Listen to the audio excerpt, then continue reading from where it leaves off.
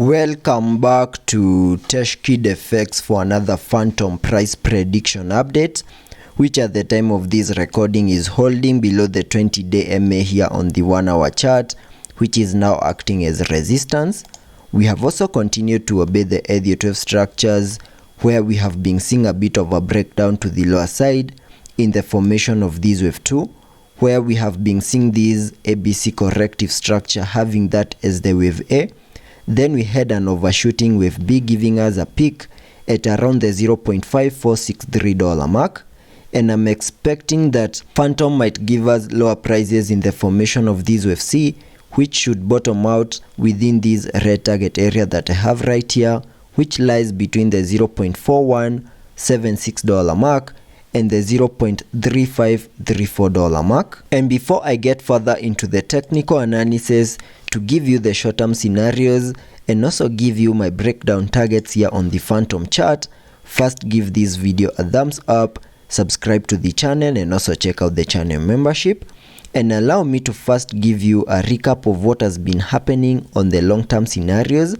where you can see that after we topped in the formation of these larger Elliot wave count 1 right here in yellow at around the $0.65 mark, we started a corrective structure in the formation of this wave 2 in a move that bottomed out within this yellow target area. And having seen the low for this second wave, whatever we expected on the long-term scenarios was the start of an impulsive wave to the upside in the formation of this wave 3. And because of the impulsive nature in the formation of that wave 3, I also expected to see a 5-wave structure in formation within the formation of that wave 3, having the wave 5 fully maximizing our target areas and also giving us the high for that wave 3 to the upper side. And as a result of this micro Elliot wave count within the formation of that wave 3, that's the reason as to why you can see I have this Elliot wave structure right here in blue, where we have now peaked in the formation of that first wave, and whatever we are seeing at the moment is now the corrective structure in the formation of this wave 2. And because of the corrective nature in the formation of the wave 2,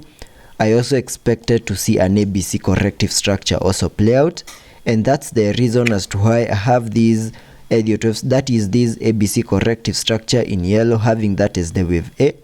an overshooting wave B,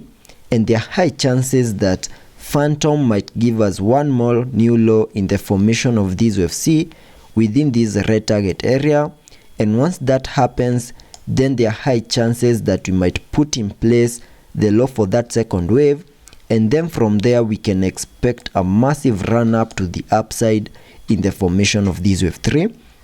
So here on the Fantom chart, we need to have in mind that in case the breakdown continues, there are chances of making one more new low below the low that we made at around the $0.3989 mark. And in case such a move plays out, there are high chances that we might be able to put in place the low for that second wave and then continue with the run up to the upside in the formation of that wave 3. We also need to have in mind that there are also chances of seeing a run up to the upside without putting in place a low for that second wave. But for that move to play out, we need to see a break above the swing highs that we made at around the $0.45 mark, and also see a break above the $0.5 mark, which is a key area of resistance here on the charts. In case such a move plays out and we continue seeing a massive bullish movement here on the Fantom chart,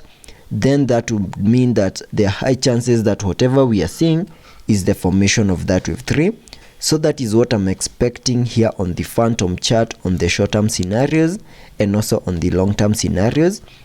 And also taking a look at the indicators, on the RSI we are trading at around the 38 mark, meaning we have massive room for us to fully support higher prices, and also massive room for us to support further breakdown to put in place a new low in the formation of this wave 2.